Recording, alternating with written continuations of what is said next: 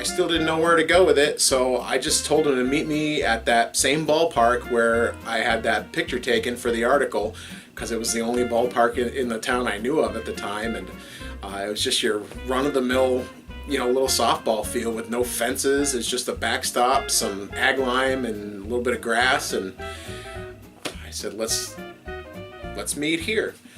Shortly after we heard about it, Jim and I went down to Egan, and we were just sitting in the car waiting. I think we got there early. It's just at a softball field at a school, and we were sitting there, and then truck rolled up. They had set something up for like a Saturday kind of scrimmage thing, and he was like, yeah, I'm gonna go to this thing, you wanna come? And I was like, nah, I'm good. And then at the last second, like a minute before he left, I decided, yeah, might as well, let's go check it out. A couple other stragglers came across. I think it was Kmart and Edgar. This is a fond memory Edgar and I share. We went to the very first one, I believe. It was held at Ron Park in Egan. We lived in Brooklyn Center at the time. I lived with Edgar. And we drove down to Egan to check it out. We pulled into the parking lot and saw Truck, Mike P., and 911, a few of you may remember. I believe those are the only three people there. And we pulled up, parked, and Edgar looked at me and pretty seriously said, I am not sure about this. We should just turn around and go home. And I convinced him to stay because we drove all the way down there and thought, well, let's check it out. What's the worst that can happen? I don't think he had much equipment. I don't even remember if there was a strike zone. We were just playing on a field, so no fence. It was very disorganized. I see the purpose now as just trying to get everybody together and see what we had before we could form a league. But it was like, dogs sniffing each other at a park. It was a couple how do you do's and nice to meet yous. It became evident right away that Truck was the only one of us that had really ever thrown a wiffle ball and made it do any kind of interesting things that, so many of us can do now, but certainly hadn't seen then.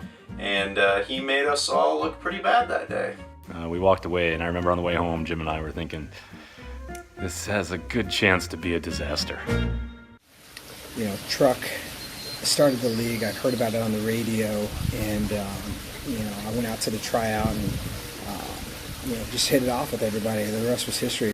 I didn't know what to make of everybody there. We weren't in teams at the time, and different people knew people, and some people were just joining and didn't know anybody.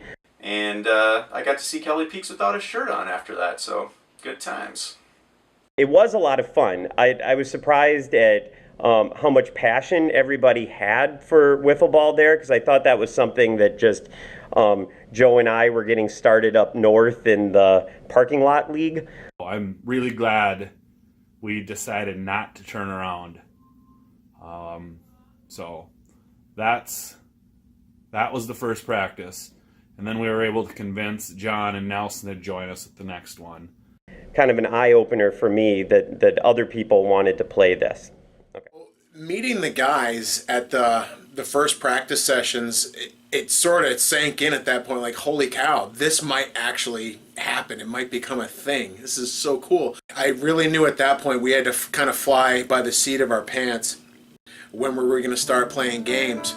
Where are we going to play these games? I knew for a fact it wasn't going to fly playing in a fenceless softball field. One idea I had was there are these rinks already in existence, and there was one in a park that had fences already set up and were about the right dimensions to play wiffle ball. We just have to figure out where to put home plate. Jim West, aka Westy, claims he came up with this. I've heard Joe Lawrence say he came up with it. Who knows? It's almost reached urban legend status at this point. Okay, we'll set the record straight once and for all. Whiffling rinks, totally Westy, all his idea. The original idea to play wiffle ball in rinks was a Westy idea that I still stand by was a good one. I just ran with it. As soon as that came up, I thought it was genius, and we went and measured. Joe did come up with part of the idea. I never designed two fields to fit into the rinks the way he did. We sketched up two fields back to back in one rink and sent it to Truck and said, what do you think? We think this has to happen because you need something to hit over, not a softball field, nothing with just infield grass as the line, not, winter fencing. We need a real fence we can hit over when we're trotting the bases. So IP, copyright, trademark, Jim West.